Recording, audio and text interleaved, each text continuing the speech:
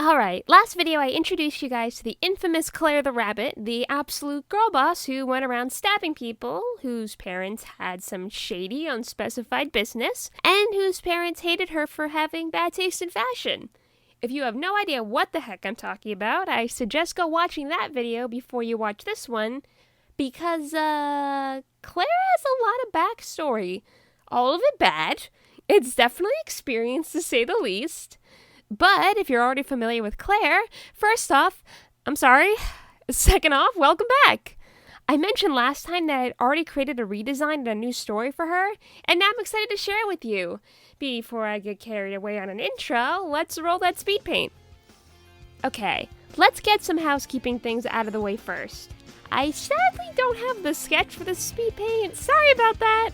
When I was first drawing this, I actually had no idea it was going to turn into Claire. I was intending on drawing a brand new OC. Then I decided it should be Claire. Why not have it be Claire? And then when I thought I should turn on the speed paint, the sketch was already done. My bad.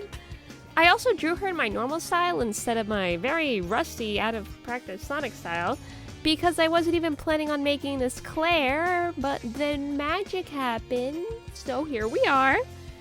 Now let's talk about her design. I knew I definitely wanted to keep her a pink rabbit first of all. Pink is my favorite color, guessed no one, wow. And I love making pink characters, rabbits too, so that was a no-brainer. Actually, the pink made this one so much easier than when I redesigned Leafstar the Hedgehog, because since I love pink so much, it's very easy for me to work with in designs. Unlike how Leafstar was green, and I literally hate green, why did I do that? Anyway, pink rabbit, and I still wanted to keep that ponytail hairstyle, keep her in an off-the-shoulder top, and also keep her in a skirt. Honestly, I don't think the colors of either of her old outfits were the worst things ever. I could have probably edited either one of them and made them a bit better and made them work. But you'll see later that aside from keeping her pink hair, fur, and the olive green eyes, I changed the rest of the colors and made them way better, I think. I also got rid of that horrible ribbon and bar combination from the second outfit because, seriously, what was that? While I was designing the new outfit, my inspirations were definitely Bratz dolls and also Y2K aesthetic fashion. I feel like in certain places you can really tell those were my references too, like with the layered necklaces, the low-rise mini skirt with the chain across it, the multiple ear piercings, and the belly button piercing. Not only do I think this just looks way better than her old outfits, but it also fits the vibe of the character way better. Like, she definitely looks like the girl who bullied you in high school who grew up and became a model despite having the personality of a trash fire, and it's a little infuriating.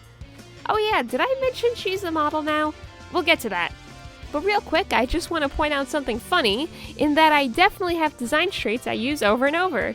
For example, is it really one of my characters if they don't have a heart-shaped cowlick and at least one heart stud somewhere on their ears? It absolutely isn't, and I'm not ashamed of that fact. After I got a design I liked for her, it was time to start reworking the actual character, and I usually like to start with the personality. So before she would act sweet, but was secretly a bitch, and then that turned into her being totally unhinged and trying to attack Lemon Square completely unprovoked. And then when I tried rewriting her the first time, it became she was a, quote, sour girl who was somewhat nice when she was a kid. But maybe she's still somewhere in there, who knows? Yeah, kind of a mess. I still wanted that vibe of, like, mean, popular girl, but I also wanted her to not only have depth and complexity, but a personality that actually makes sense and doesn't change every 5 minutes. I actually wrote a brand new one for her, so allow me to read it for you now. Based on first impressions, you would never guess that Claire is a very complex, deeply tormented girl. She comes across as extremely vapid, stereotypical rich girl who has more beauty than she does brains. Claire's extroverted and great at socializing with others, but that doesn't necessarily make her friendly. Giving backhanded compliments is one of her specialties, and she has no qualms about being blunt about situations, even if it makes her come off as rude. She does have a strange charisma about her, though, likely stemming from the airheaded persona she gives off and the ridiculous things that come out of her mouth. When it comes to Claire, you usually either love her or you hate her. Underneath her pretty, popular girl shell, though, Claire struggles heavily with her catastrophic emotions brought upon by her borderline personality disorder. She's no stranger to getting extremely overwhelmed, lashing out because she doesn't know what to do, and having breakdowns due to what feels like the weight of the world on her shoulders. Despite being able to be so nasty to others so easily, she has a deep-rooted fear of abandonment and others not liking her, and even hearing someone so much as doesn't like her keeps her up at night. I mentioned in the last video that it was obvious to me I was trying to write her with a certain mental illness, but I was young and didn't have the words for it then, and it was BPD. This is also a good place to say that if you're giving a character a mental illness, especially if it's not one you personally have, make sure to just do a lot of research to make sure you're not accidentally writing anything harmful with it. I'm very familiar with BPD, but it's just something to keep in mind when you're writing. Now that we got the PSA over with, I think this new personality is not only fitting, but it's also what I was trying to make her character way back when. You know, when she wasn't pulling out knives and chasing people around with them. She definitely does not do that anymore, but I still think about it from time to time and both cringe and laugh. I also obviously changed up her story. The first iteration of her didn't exactly have a proper backstory, but then the second iteration, that weird info I read for you guys last time, she was into cheer and dancing. Her parents said, no, you're a girl failure and you have to follow the family business, with no explanation of what it actually is. And then she quit her passions without any protest and just did what her parents wanted her to do, but she was very bitter and mean about it. Okay, great. Well, not great because it was bad, but it did at least give me a baseline to start working with something, so hey, that's something. For the backstory, while I wrote a new one for her, I'm just going to summarize it instead of reading it like her personality, just because it deals with some sensitive topics. So, instead of having an unnamed family business, her father is a designer at a large luxury fashion house, and her mother is a model. She has 2 older brothers still, and both decided to follow in their dad's footsteps with designing. They want Claire, who's their youngest daughter, to follow in her mother's footsteps and become a model to keep the family business, now that we actually know what the family business is. But at first, she still has the dream of being a dancer. Her parents don't like this at all, and they're pretty terrible to her about it.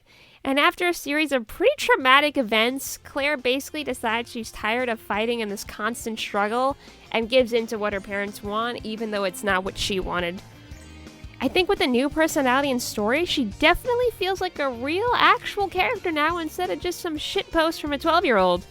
She's still a mean girl, but now with some actual depth, and her backstory makes way more sense than just, oh, she did cheerleading and no one liked that about her. Still wondering why I even made that a thing. I think the speed paint is still going at this point. I recorded the speed paint before the actual script of this video because I am just an excellent YouTuber who always knows what they're doing. So I'm just going to let whatever's left of it play so you can see the finished result, and thank you for watching! I had a lot of fun redoing this character, and since I'm now actively using her again, you may see her from time to time. I'll see you all in the next one. Bye guys!